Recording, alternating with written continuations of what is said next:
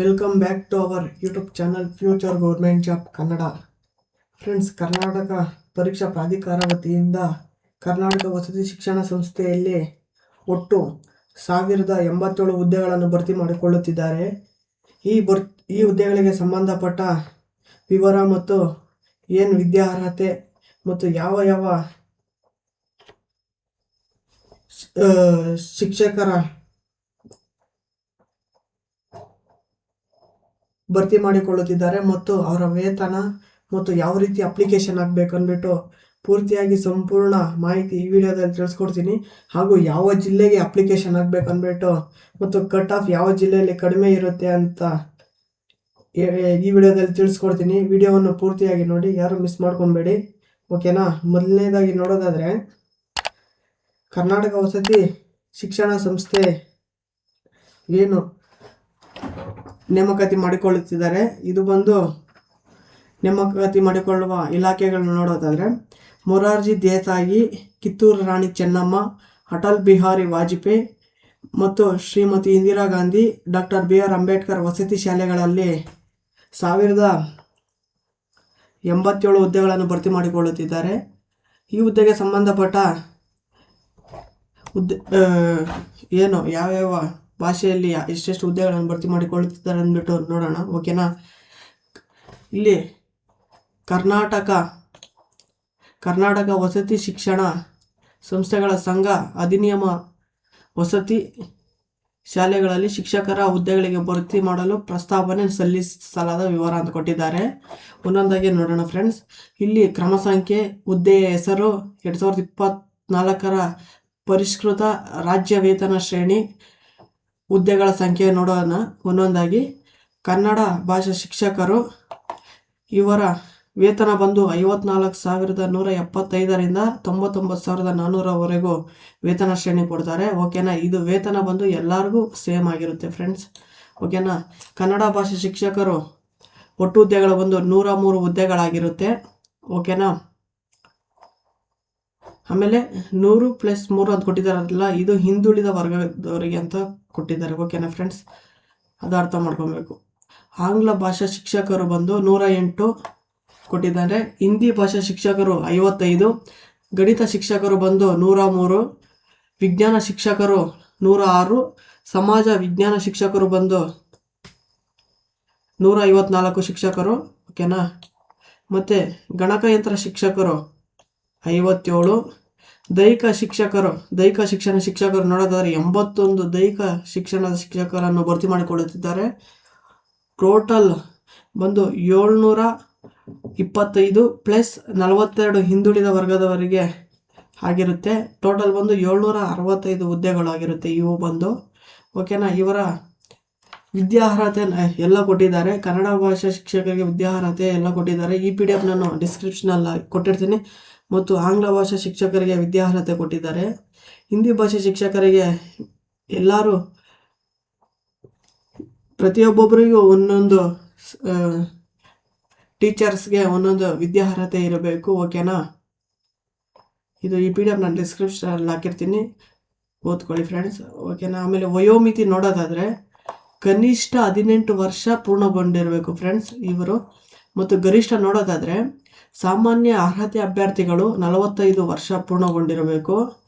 ಪ್ರವರ್ಗ 2A 2B 3A 3B ಅಭ್ಯರ್ಥಿಗಳಿಗೆ 48 ವರ್ಷಗಳು ಪೂರ್ಣಗೊಂಡಿರಬೇಕು. ಮತ್ತು ಪರಿಶಿಷ್ಟ ಜಾತಿ ಪರಿಶಿಷ್ಟ ಪಂಗಡ ಪ್ರವರ್ಗ 1 ಅಭ್ಯರ್ಥಿಗಳಿಗೆ 50 ವರ್ಷ ಪೂರ್ಣಗೊಂಡಿರಬೇಕು ಅಂತ ಕೊಟ್ಟಿದ್ದಾರೆ ಫ್ರೆಂಡ್ಸ್. ವಯಸ್ಸಿನ ಸಡಿಲಿಕೆ ಜಾಸ್ತಿ ಕೊಟ್ಟಿದ್ದಾರೆ. ಯಾರ್ಯಾರು ಟೀಚರ್ ಆಗಬೇಕು ಅಂದ್ಕೊಂಡಿದ್ದಾರೋ ಇವ್ರಿಗೊಂದು ಸುವರ್ಣ ಅವಕಾಶ ಆಗಿರುತ್ತೆ ಫ್ರೆಂಡ್ಸ್, ಓಕೆನಾ. ಅದೇ ರೀತಿ ನೋಡೋದಾದರೆ ಅರ್ಜಿ ಸಲ್ಲಿಸುವ ವಿಧಾನ ನೋಡೋದಾದರೆ ಇದು KEA ವೆಬ್ಸೈಟ್ ಆಗಿರುತ್ತೆ. KEA ವೆಬ್ಸೈಟ್ನಲ್ಲಿ ಅರ್ಜಿ ಸಲ್ಲಿಸಬೇಕು ಫ್ರೆಂಡ್ಸ್.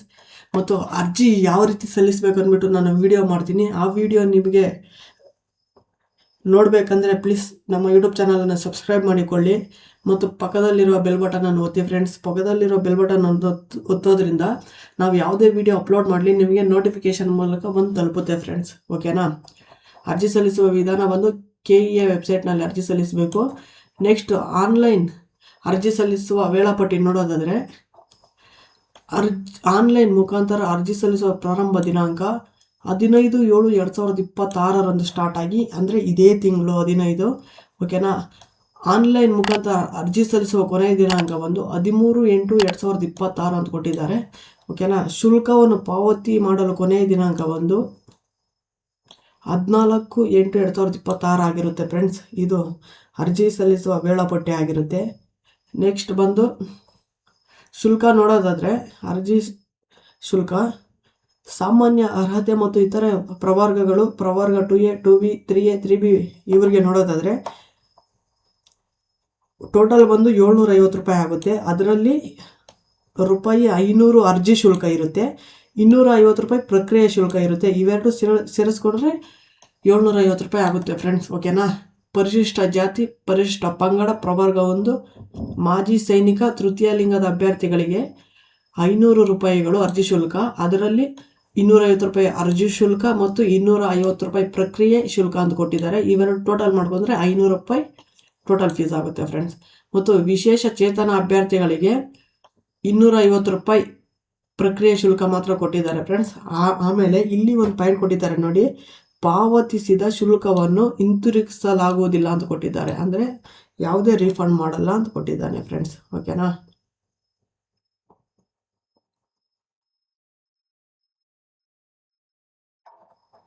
ನೀವು ಈ ಹುದ್ದೆಗಳಿಗೆ ಸಂಬಂಧಪಟ್ಟ ನೀವು ಅಪ್ಲಿಕೇಶನ್ಗಳು ಒಂದಕ್ಕಿಂತ ಹೆಚ್ಚು ನೀವು ಆಯ್ಕೆ ಮಾಡ್ಕೊಬೋದು ಅಂತ ಕೊಟ್ಟಿದ್ದಾರೆ.